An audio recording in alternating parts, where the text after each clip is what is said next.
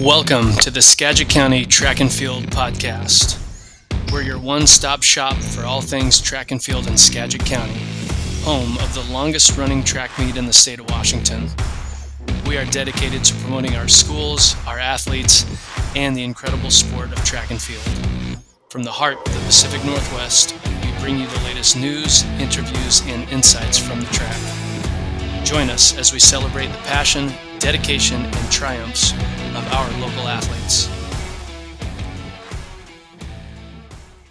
Welcome back to the Skagit County Track and Field Podcast for our penultimate episode of Season 2. As the off-season winds down and March looms, we're taking a look behind the scenes at what it takes to put on a track meet. This week, we're thrilled to be joined by two incredible coaches from Lakewood High School, Jeff Sowards and Monica Rooney. Jeff and Monica bring a wealth of experience to the table, and they're giving us an insider's perspective on the often unseen work of track meet management. We dive deep into the complexities of hosting a large invitational, from coordinating volunteers and officials to managing the schedule and ensuring everything runs smoothly.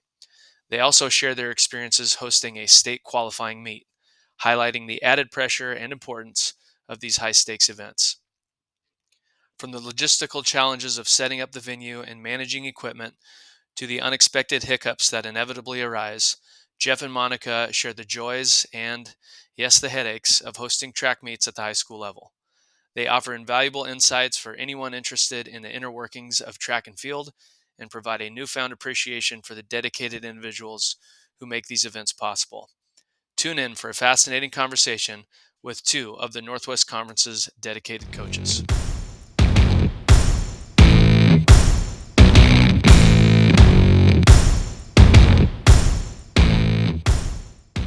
Welcome, everybody, to Episode 7, our penultimate episode of Season 2 on the Skagit County Track and Field Podcast. I am super excited for this episode. We have two awesome guests, fellow conference coaches, and they're going to talk to us a little bit about meet management, both big cross-country invites that they host, also a big track invite that they host, and then also a state qualifying meet that they host, as well as normal league meets. So super excited to have Monica Rooney and Jeff Sowards on the show. Thank you guys for joining us. Yeah, it's our pleasure to be here. Thanks for having us, you guys. Absolutely. Good talking track with you.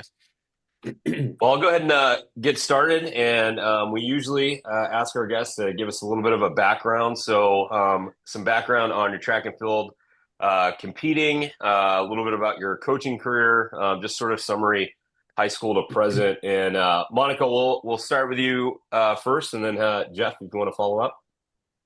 All right. Thank you for having us. So track was one of many sports that I played when I was a kid. I played everything that I could get into. And so I'm pretty sure my dad took me to little AAU meets or something like that when I was a kid. I know I was in elementary school, and I also played baseball and floor hockey, and I played football at recess. I just was always on the go, and then I played volleyball and basketball. And so when I was in middle school, I did track and competed in junior high and high school. But basketball and volleyball were my first loves. So I didn't actually, after high school, I wasn't around track until I came to Lakewood and became a teacher. I'd started coaching volleyball, and I'm pretty sure in the staff room at lunch one day, I said in a conversation that the only other sport that I would want to coach would be track and field. And I'm pretty sure the next year, Mike Evans and Jeff Sowards came and asked me to coach. And it was one of the best decisions I think I've ever made. Coaching track has been at Lakewood with Jeff and first with Mike it's been pretty amazing. So. Great. And how long have you been there, Monica? So I started coaching in 2003, and I was an assistant jumps coach. And I think in 2005 was the first year I was a co-head coach. So. Gotcha. And what do you teach at the high school?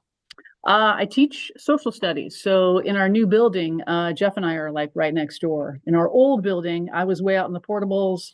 He was all comfy inside. So this has been, we're really fortunate to have our new building and our new facility. Cool. All comfy inside. I had no windows in my classroom, though. Monica at least had one. Put Jeff in the bunker. Well, my start in track and field and cross country started in middle school, late middle school, 8th or 9th grade. And I was a farm kid and the oldest of 3 boys. And so I had chores that kind of kept me from doing the younger version of sports. But when I got the opportunity, I jumped at it. Although I was not a jumper, I kind of gravitated right towards the distances right away and ran cross country and track through high school and then into college at Everett Community College and then at the University of Puget Sound. And I was primarily a long distance runner, but the steeplechase also caught my eye, and that probably became my best event when I was competing. I started coaching at Lakewood in the fall of 1985, and I got a call out of the blue from Mike Evans, and that's the second time you've heard his name. He's obviously been very influential in both my career and in Monica's career.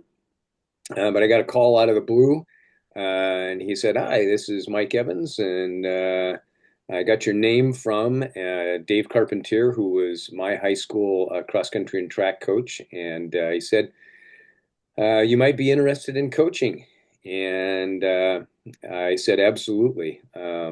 I grew up only a couple of miles away from Lakewood High School. The original Lakewood High School, when it was being built, was when I was a senior at Marysville-Pilchuck. And a buddy of mine and I even drove by it, and I remember late one, probably Friday or Saturday night when they were building it. We said, you know what, we're going to teach here, and we stopped. And construction zones were a little bit different then, and we climbed all around in probably where we shouldn't have been in the original school, and I ended up back there coaching in 1985. And then I left after 2 years and started my teaching, and coaching continued, but started my teaching career at PL High School down in Southwest Washington, and was a part of a cool coaching staff there with Rich Arlt, whose dad was the longtime head coach at Central Washington University, and he and I hit it off, and I don't want to go too far into all kinds of PL stories. Monica knows that they're kind of entertaining, but after after my second year there, Mike Evans gave me another call out of the blue, although we talked often, and he said, "Hey, you still want to teach at Lakewood?" And I said, "Absolutely." And within a couple of weeks, I had already started teaching again in PL, and they were gracious enough to release me from my contract, and I started coaching and teaching at Lakewood in the fall of 1990. So with a little break there, I've been associated with Lakewood since 1985. Wow. And what do you teach there at the high school, Jeff? Well, we're in this, I am right next to Monica, and I teach social studies, primarily college and high school social studies. And so that's government and politics and in the U.S. history series. Perfect. And Jeff, do you know our hurdle coach, Dave Sockeld? He's about a little short guy with the yellow jacket. Dave, almost every time that we meet, Dave will come up to me and start telling old PL stories, and that PL is a small enough community that, and it has some very entrenched, I hope that's the right word, entrenched families that have been there and are still there. It's a nice way to put it. He'll name some, and I'll go, yep, I had some of those same names while I was teaching there. So Yeah, Dave and I share PL stories just about every time we meet. Okay, I figured I was gonna spoil that he was, had a long stint there and lived there for a while, but I'm sure, yeah, doesn't surprise me that he's already talked to you about that. Um, Monica, before we kind of get into running of meets and the specifics there, can you give us just kind of a little background about Lakewood High School itself, in terms of your location, what your facilities are like, what kind of staff you guys have there at Lakewood High School? Is athletics an important part of your school district? Things like that. Sure.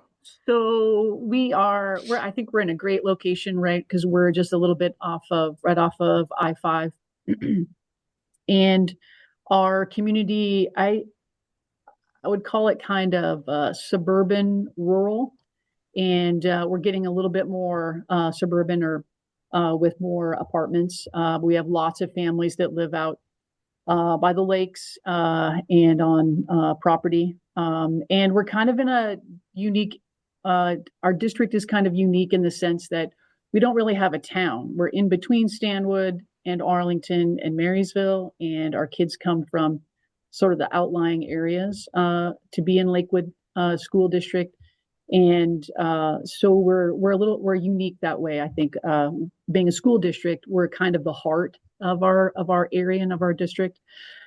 Um, our facilities, and I know that Jeff will have some to add, but this was a process to get a new building and to get a new track and new facilities.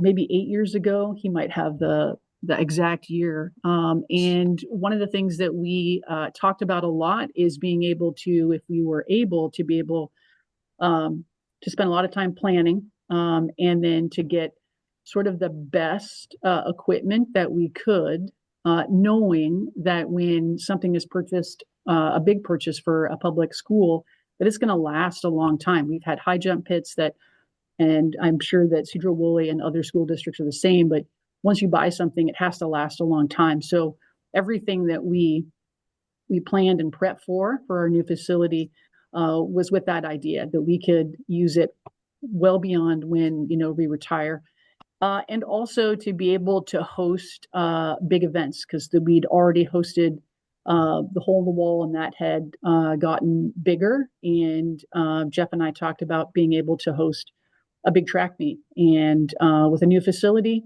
we would be able to do that.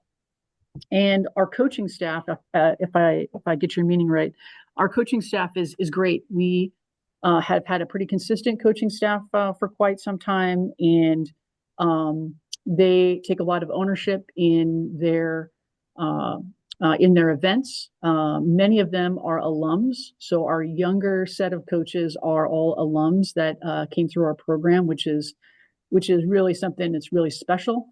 And then we have some older, I should say, more experienced coaches that are not alums. And that's been a really cool thing, is to have lots of alums be part of our coaching staff. Good. And do you guys get pretty good support from administration, school board, things like that? Yes. Oh, definitely. I think track is one of those unique things where the coaches do a lot of things. So our AD gets to focus on some of the some issues that I don't know how to. Our AD is definitely very supportive, and our school board superintendent are really supportive, and so is our community as well, because we have a lot of community members that will work at our events. Great. Thank you. Yeah, just to add, Monica did a great job covering that. One of the things that we kind of fell into when the bond was being proposed for remodeling and then replacing our school, the superintendent asked staff members if they wanted to be a part of the planning. And I remember distinctly having a conversation with Monica, and I said, this is a once in a career opportunity to get the chance to help make decisions. And the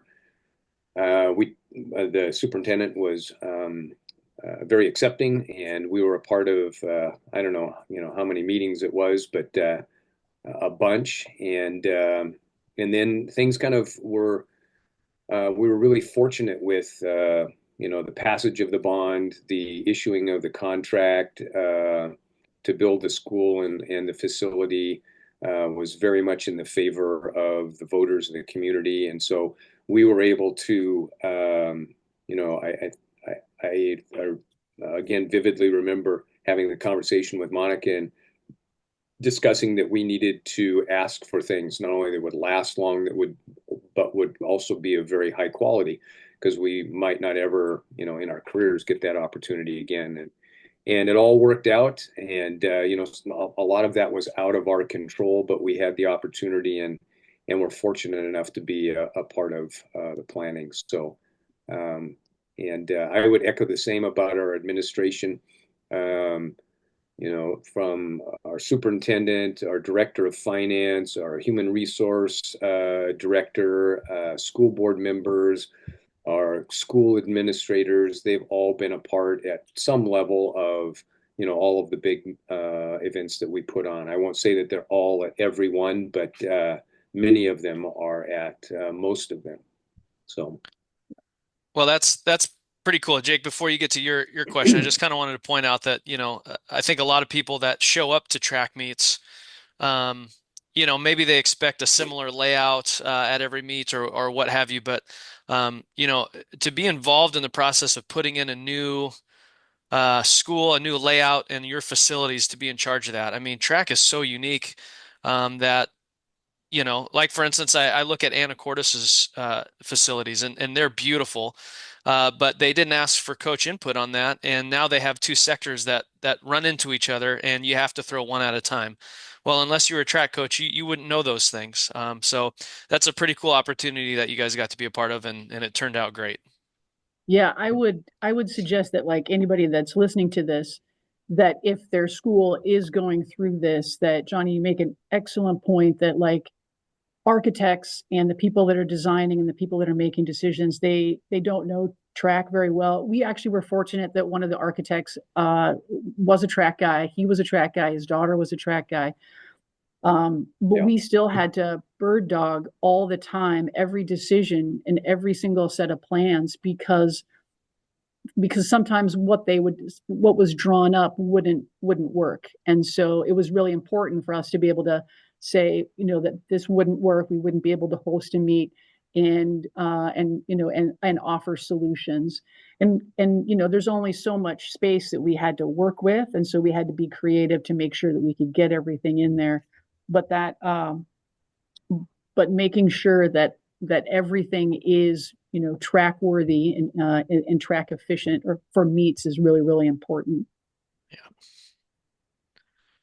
Yeah, and if anybody's not been to your facility, I mean, you have an amazing facility and really have a great setup. So I appreciate that you guys had some say in that, because it definitely is it's a coach friendly and spectator friendly environment. So it's worth going to your meets.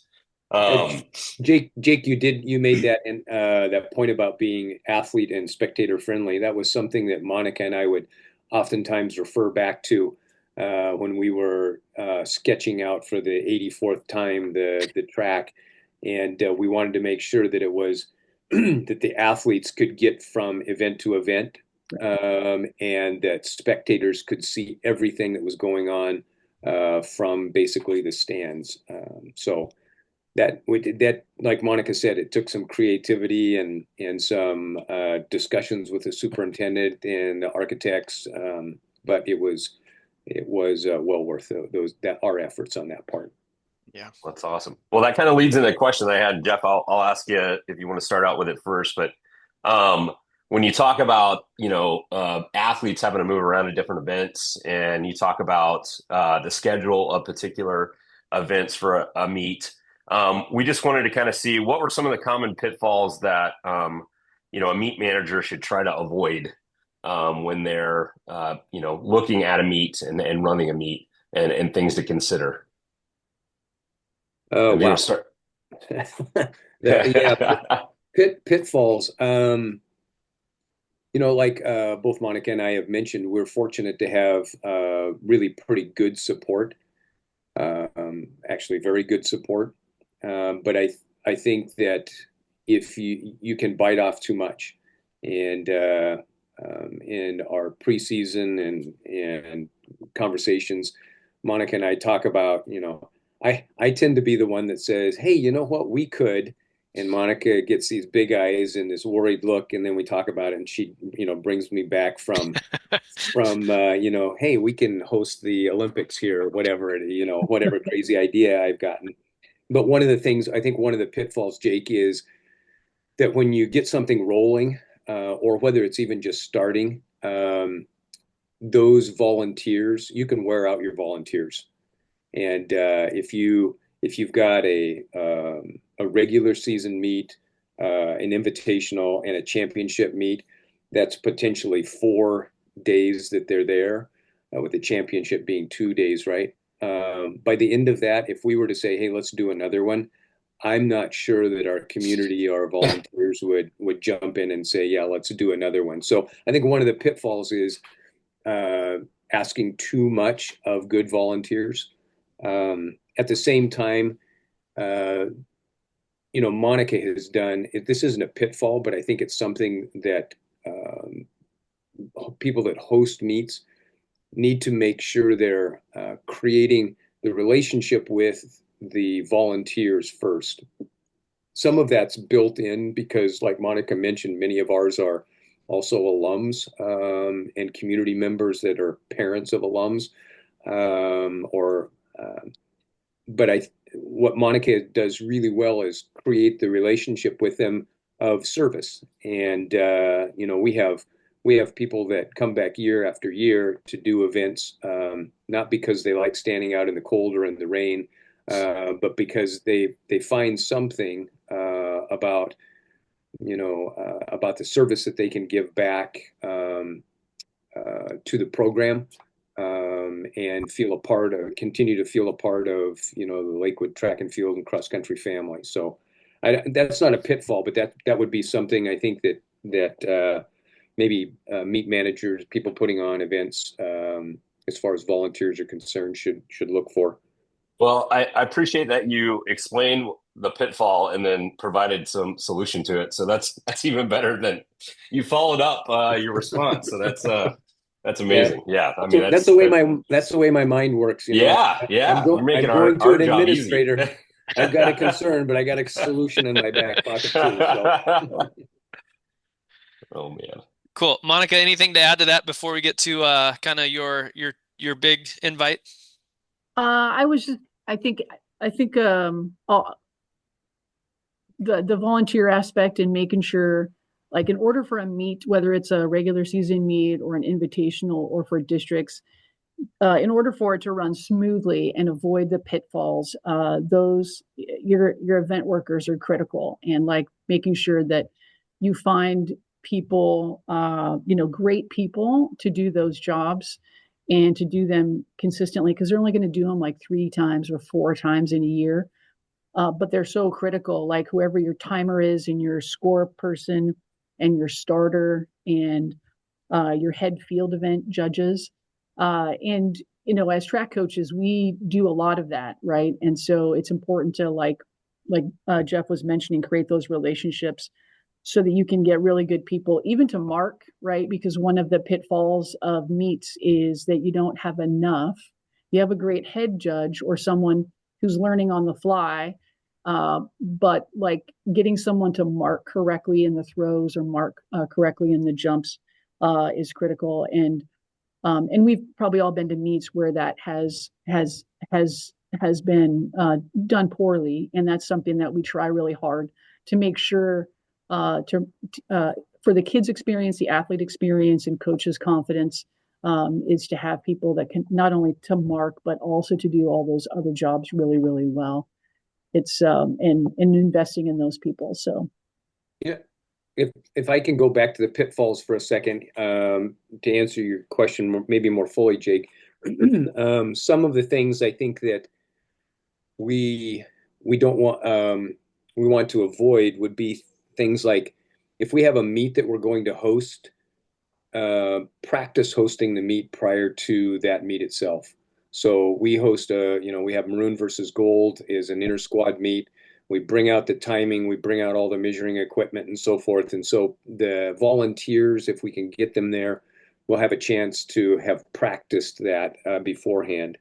Then I think really giving our administration, which helps our facilities and grounds people get a head start on it. We submit a work order, a list of work orders, well before the season starts. And then I think one of the things that's important about that is when you release the ask, is to have a consistent follow-up to make sure that administrators and facilities and everybody is tapped out, but to keep it in front of them means that it shows that you care about care about your sport and your facility and the events coming up, and you want to look first class. I don't think it probably comes off sometimes of like us being a nag, but we really do want to have everything in place before we host anything. Yeah. I think another pitfall that we try to avoid is to make sure that we start on time, and so that goes into like some of the practice to make sure that everything works. And we have a goal to be ready to run a race an hour before everything starts, so that like we can troubleshoot all the issues, hopefully, right ahead of time, and then anything that comes up, we can quickly resolve. So I wish I wish that every time I said, "Hey, I want to have everything set up an hour beforehand," it actually happened. But you're right, you have to do it that way. We're lucky enough to take the day off of school when we host our league meets. Our AD allows us to do that, but we go out and set everything up, and I can't tell you how many times we're out there and it's the timing system, and we're still trying to get it going, and it's a half hour before. And you just start getting nervous, you see teams coming in off the buses and you're like, oh God, here we go. I hope we get this thing running by the time the first gun fires. But yeah, I think that's huge. And especially for you as a host to be welcoming of the teams coming in and the coaches and all the kids. If everything's ready to roll and you're not stressed out about getting stuff, started, it just creates for a better atmosphere. If we look at your guys' big invite, and Monica, I'll ask this one to you first. Sunny and 70. First off, just to kind of get into that, about what time of year is your invitational? So Sunny and 70 is 4 weeks before state. Gotcha. And yeah, so this year it's on my calendar behind me. It's on May 3rd. Yeah, May 3rd. It's usually at the end of April, but since we're pushed back a week, we're May 3rd. And about how many teams do you guys normally get to that? Oh, it's a lot. Yeah. Jeff, how many? We have 25 signed up right now. And probably between 25 and 30 are represented, not full teams because of the format, but yeah, 25 to 30. So, Monica, how do you guys kind of ensure proper communication of all your meet information to participating schools? Are there online resources other than your general communication through athletic.net, packets, things like that? How are you guys communicating all your needs and meet info to schools that are coming?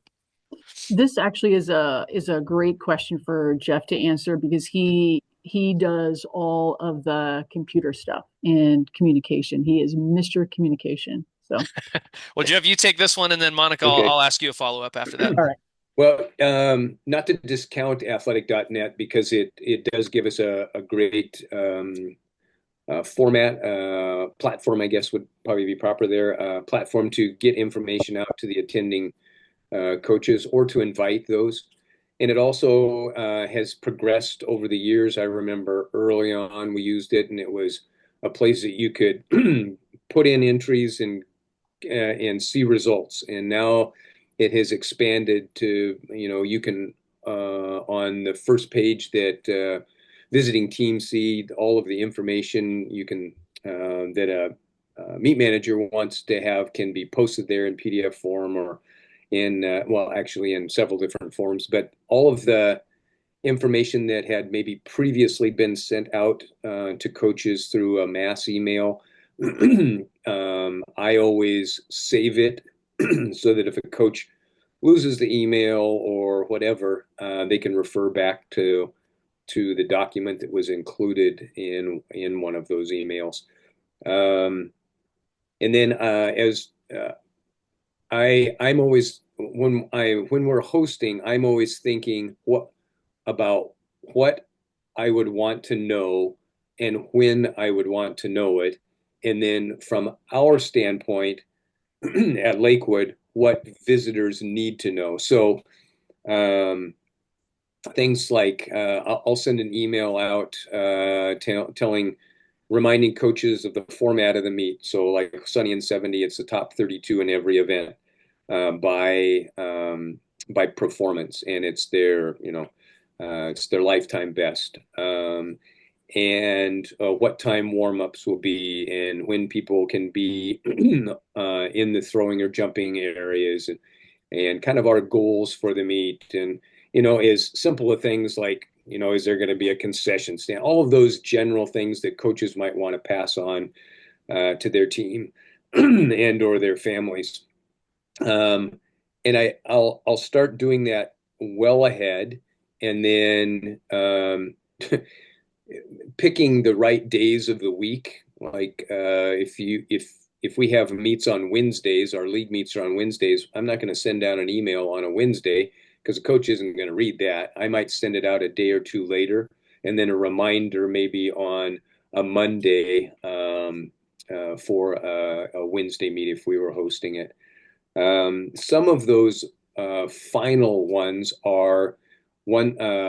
contain information that I always put things in lists of less than 10. I figure if I'm a coach and I'm reading a big, long essay of things, that it's going to be lost. And so I just bullet point, actually, I number them, but number no more than 10 things from like, are there going to be implement weigh-ins? Where your bus should turn. Everybody knows where Lakewood is, but get off the freeway. And I give directions just so that when schools arrive, remember the experience for the athlete and the coaches, and then the fans is kind of what drives what we want to provide. So if I tell you where to turn and park your bus and what to do at that point, then your bus driver is happy because they know where to go if that information gets to them, right? And there's no frustration about where the team's supposed to enter or whatever. So all of those things are typically kind of the last email that I would send.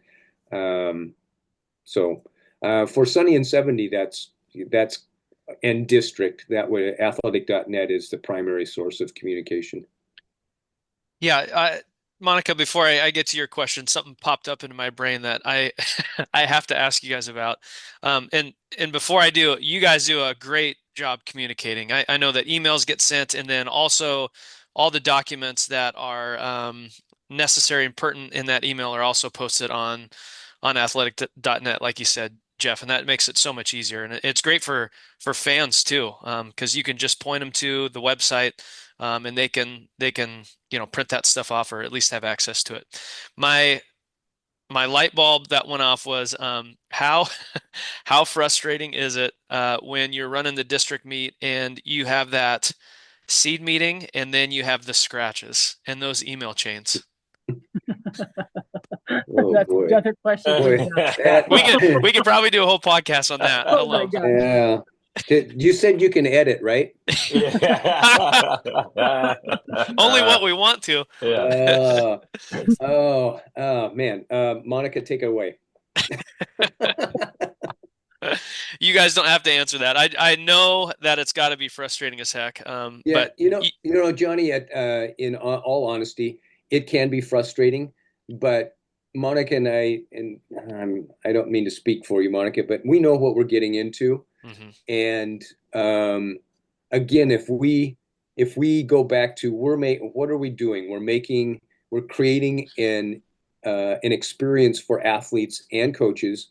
And if we have to take a bit of the brunt of, okay, we've got this, scratch, scratch, scratch, scratch. I didn't know if we have to solve that so that on meet day things go well for the athlete, then and I'll just say it for myself here. I'm willing to do that, and so that the athlete has a good experience. But yeah, I would be dishonest if I didn't say sometimes it was frustrating.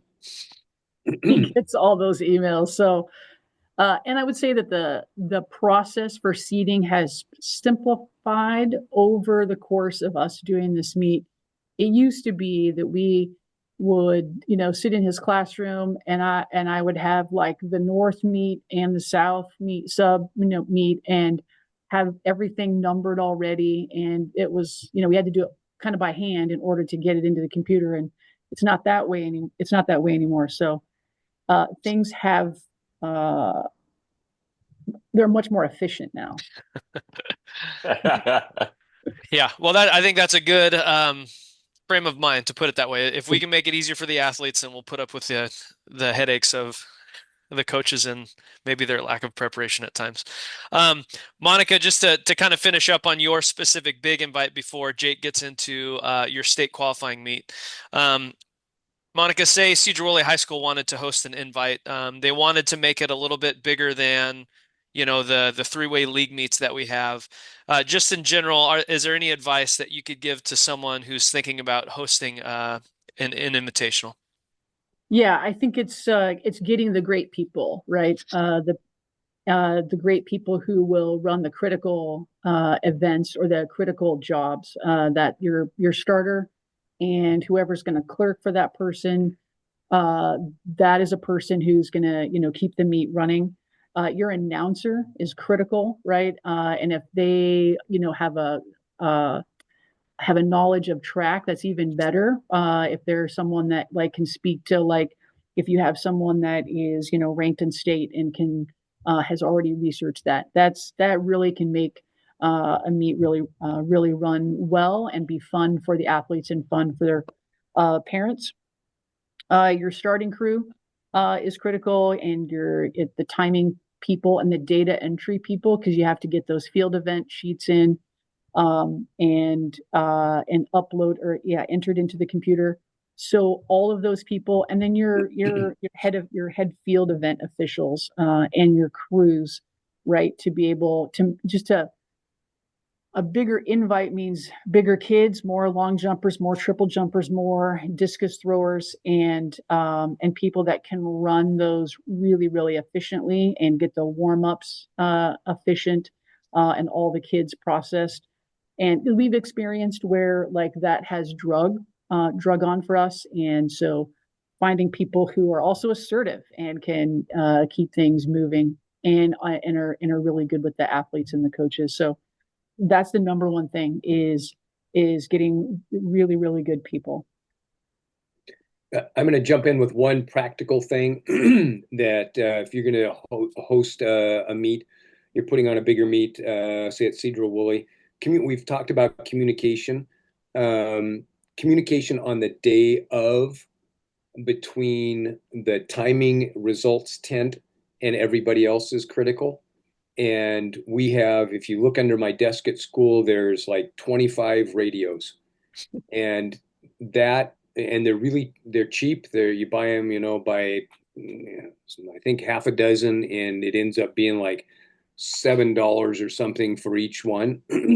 But if the long jump or triple jump official, who's as far away as you can get from the scoring tent, has a radio, and there's another radio at the timing tent, they can call for the next flight, or the finals, or the next gender, without having to run down, give a piece of paper, wait for the announcer. It can all be done pretty quickly. So I think that's one thing. We invested a few dollars, and then that helps communication on the day of to keep things rolling smoothly between those officials.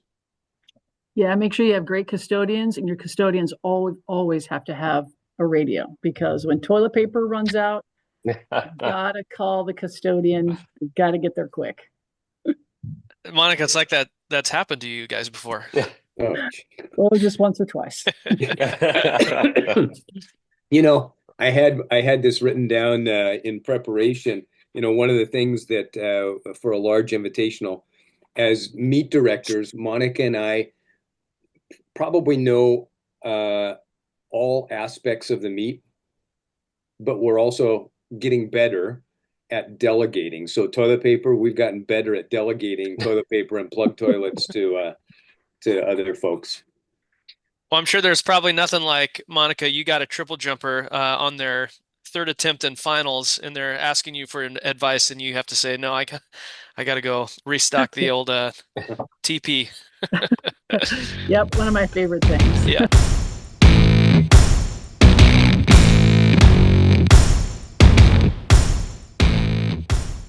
All right. Well, thanks for talking a little bit about large invitationals. But as we said, you guys also host or have hosted the qualifying meets for state, which, again, our experience at Lakewood has been great. And we get to come and coach, and our athletes get to compete, and then we get to leave. And, most of the time we kind of know who's going and everything else, but there's a lot of process that I know has to go into not only hosting it, but also the sort of after communication and things like that. So we had a couple questions about that. I think what I would like to do is, I think I'll hammer those 3 questions out together. And then if you two wouldn't mind just kind of touching on those kind of collectively in terms of what that experience is like hosting that state qualifying meet. So how do you work with the state governing body to ensure the meet is meeting their standards? What's your post-meet routine for reviewing the event and identifying areas for improvement? And then lastly, how do you gather feedback from coaches, athletes, and officials after the meet? Well, we can start with that first one. How do we stay in line with the WIAA?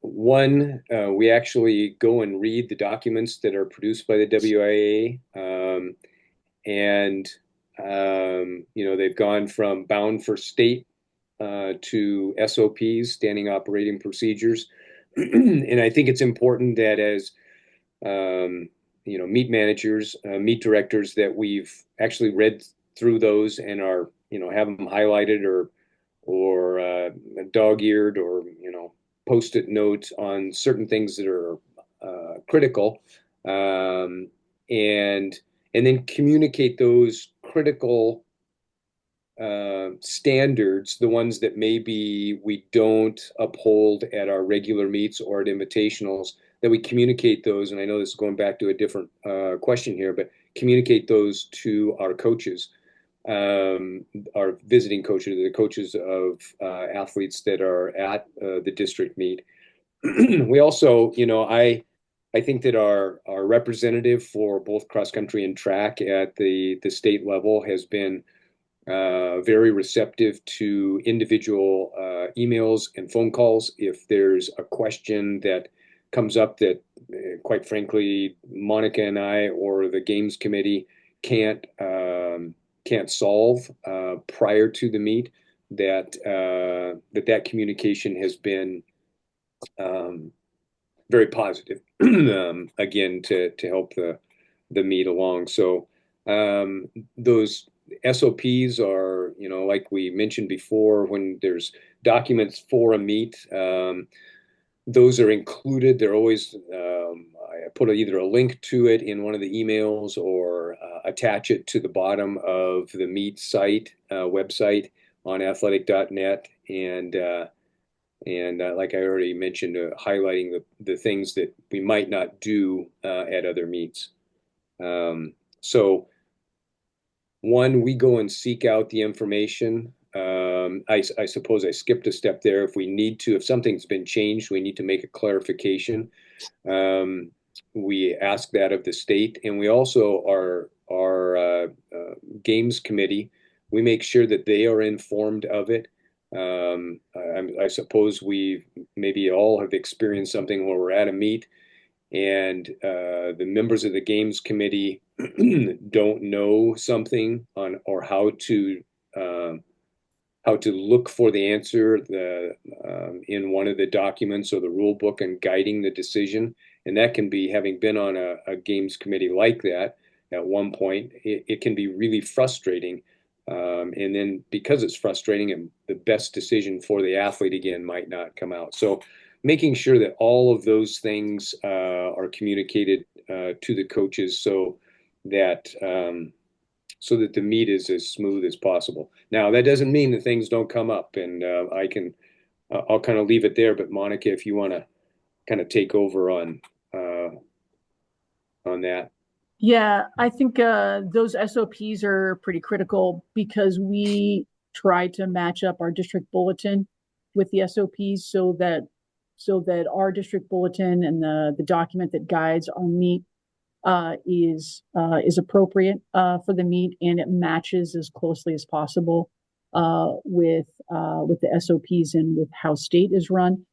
And then that needs to go a step further because our field event officials have instructions as well. And so I'm already in the process of like updating those so that they're correct, and that like when I meet with them before they go and open up the field events, that they're assured of the correct procedure for things, and also who to call when it comes to arranging that. But those SOPs are the guiding factor for the bulletin and for like the information that we give the officials. Gotcha. And then do you guys have any sort of process just in terms of reflecting after the meet's done? Not necessarily ways to make it better for the next year, but just is it just you two kind of sitting back and having an adult beverage talking about it, or do you guys kind of have a more formal process that you have to go through? Well, we do meet. I'm not sure that we've ever shared an adult beverage, but not that there's anything wrong with that. One of us is a teetotaler. That'd be me. But some of the remember this, and maybe you're finding out a part of the philosophy of what Monica and I do. It's all about relationships, and so there's a core group of people for Sunny and 70 or for Hole in the Wall. And when the meet's all done, those people are still around. And the least that we can do is go have a meal together. And there have been improvements and reviews and thoughts about what we shouldn't ever do again, written on the back of a greasy Five Guys sack, fries sack. And just sharing at that point, that's kind of the informal thing. There are, I do send out something to all the coaches. I email out to the coaches. And then Monica and I do reflect with our own coaching staff what they saw. And then we make notes of that for the next year. And we also ask for feedback from both our games committee and our what am I looking for? Our referees, and they've been very gracious in giving us information on how to continue to improve. Yeah, I concur. Because we talk all the time. We're like right next to each other, so we talk all the time about this. And I have lists. As soon as something happens, or like generally not the day of, but like really relatively soon after the meet, I'll make lists of things and I'll put them on in my big kind of stack, so that I can remember. I don't want to forget some of these things that either went really well and we need to do again, or that to update. And then some of the veteran coaches in our conference in our district have been really, really helpful when we first got the facility, all the way up to last year, about, different things. And people have some really have had some really good insights to help us make things better, because that's one thing that we always want to do. We want to have a smooth running meet. We want it to be really good for our kids. We want it to be really good for all the kids that compete, and for the fans. And so that feedback from coaches has been really great. And Jeff mentioned our referees, and they have been absolutely critical in running a big meet. And also we have referees at Sunny and 70. So and their feedback, where they don't have any skin in the game, and they see, they're looking purposely at everything. And so their feedback has been great as well. So Yeah, when you have a USATF official who keeps track of the start and finish time of every event, and at the end of the night says, "Hey, you were only 2 minutes off starting the last event," and has a list of all of the times, that they're watching things. So Wow. Oh man. Well, I will say this before we kind of get to our last question, because I know we're pushing up on time, but you guys do such a great job at that district meet, and I'm super bummed that we won't get to see you guys this year, and moving forward. But hopefully we're in the same classification again soon, because we love competing against you guys. But more than anything, you can tell that you guys taking on that meet is a source of pride, and it shows in your program. It shows in the way that your athletes perform there, and the pride that they take into it too. You can tell that's something that you guys, think is important, and it reciprocates with the kids. So, again, John, thank you for all the years of you guys doing that. right on. Hey, Johnny, I before you go on to the next question, Yeah. I want to make sure that we recognize, for the district meet, we have a great partnership with Rob Whitaker. And Rob is, he times all kinds of events. And he's the head timer for the small school meet over in Yakima, and he likes to dream as well. And this year there's going to be some upgrades to the meet.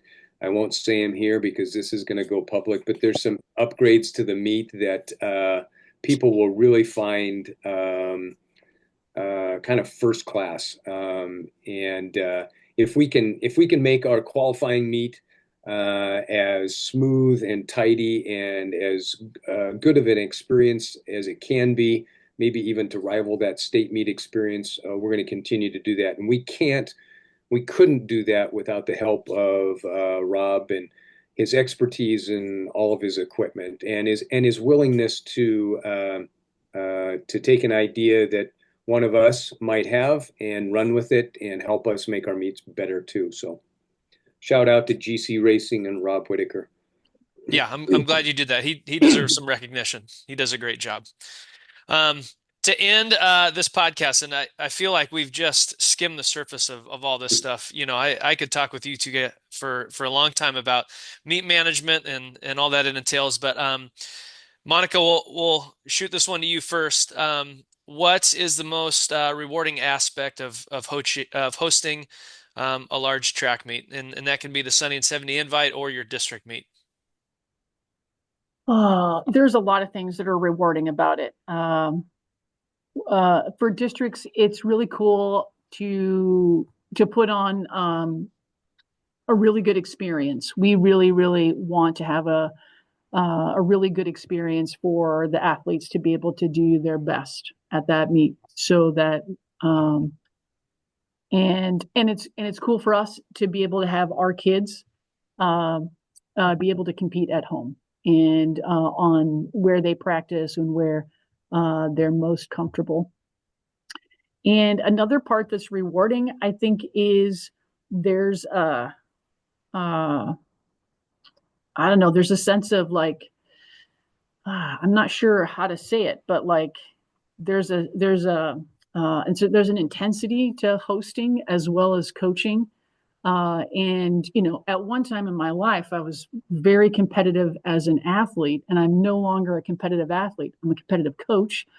And this is another way, like, for me to be competitive, I guess, because it's important to me that I do my best on that day for my kids and for our program and for the meet. And so that's just another way to be competitive, I guess. Cool. And Jeff, for you?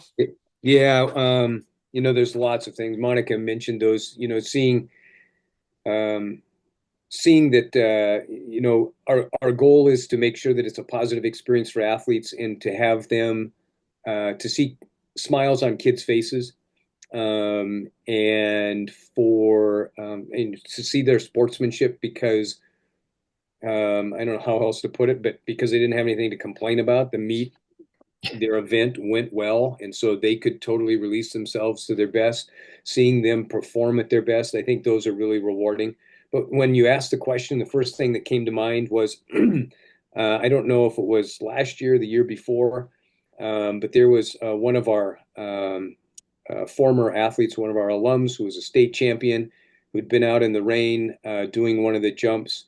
And the jumps is not an area that I coach, but I'm usually under the tent, right? And I could sense that he was standing there and soaking wet and waited until I had a minute so that I'm also going to get emotional about this, but so that he could to give me a hug for allowing him to be a part of the meet. And that's really rewarding when our alums had an experience maybe in our program that brought them back and were willing to continue to serve.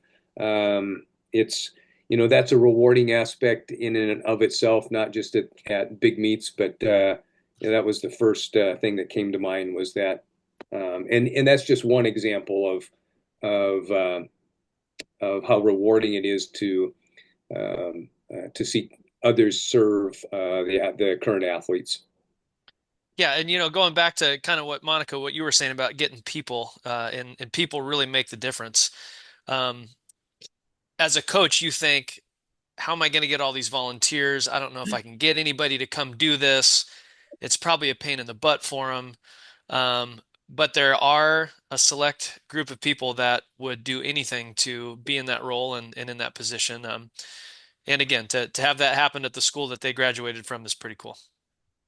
Oh, agreed. Because as Jeff was telling that story, I'm thinking of a time where probably at the last Sunny in '70, where at the officials meeting, that's when we get most of the alums because it's a Saturday, and so they have regular jobs and they take a Saturday to come and do this. And when we started this, there were alums, and it's just grown. And there might have been, I don't know, 15 alums in this picture that were willing to come out. And I'm like, I get like, choked up about that as we're taking a picture. And some of them graduated 10 years ago or more, and it's really really really special, really amazing. So Well, thank you guys for sharing that. Jake, anything before we wrap this up? Anything from you?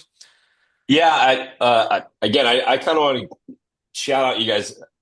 Do a wonderful job, and we talked about that, and we didn't even get into the cross country aspect of it and the fact that you host one of the largest meets. And I was fortunate enough when I moved to Washington about 8 years ago now, maybe even nine, and I coached this season with Jordan Sneva at Stanwood, and I had coached in Texas and in Florida, and coached at some pretty major invitationals in those states. And I still was kind of like, wow, this is a massive meet. And yeah, at some point, I don't know, we may have to do a special episode just to talk about that meet and the complexity that meet must hold.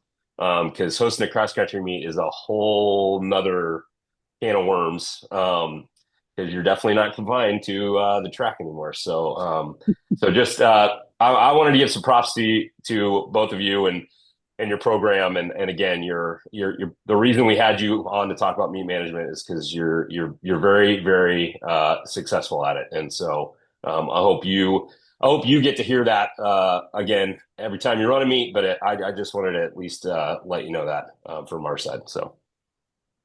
Well, Jake and Johnny, you guys have been very kind, and thank you for the opportunity to share tonight. I will say this, and it's it's come up in conversation with Monica and I often, and I think you guys as part of the Northwest Conference, one of the things that maybe inspires us or helps inspire us to do crazy things like hold big events is that we have a great coaching fraternity in our conference, and that we feel like we're going to be, if we put something on, we're going to, and we need support, like in, hey guys, what do you think about that? We're going to get the honest answer from our colleagues. And so thanks for being a part of that coaching fraternity that allows us to feel, really good about competing at the highest level and hosting events that maybe mirror that. Yeah, I appreciate it, Jeff. It's like I said earlier, it's bittersweet leaving the confines of 2A. I think it'll be nice for us competition wise. It's a tough conference to get out of, but yeah, the people and the coaches involved in that postseason process is pretty special. I would 100% echo that. So thank you guys so much for being on and spending a Monday of a non-school day with us. And hopefully to the tens of 20s coaches listening to this podcast, they get a little bit more out of their home meets this year. So appreciate you guys being on. Thank you very much for having us. This is a really cool thing that you're doing for track and field in our area. It's Absolutely. been a lot of fun. So yeah, thank you guys. Yeah, thank you. Thanks.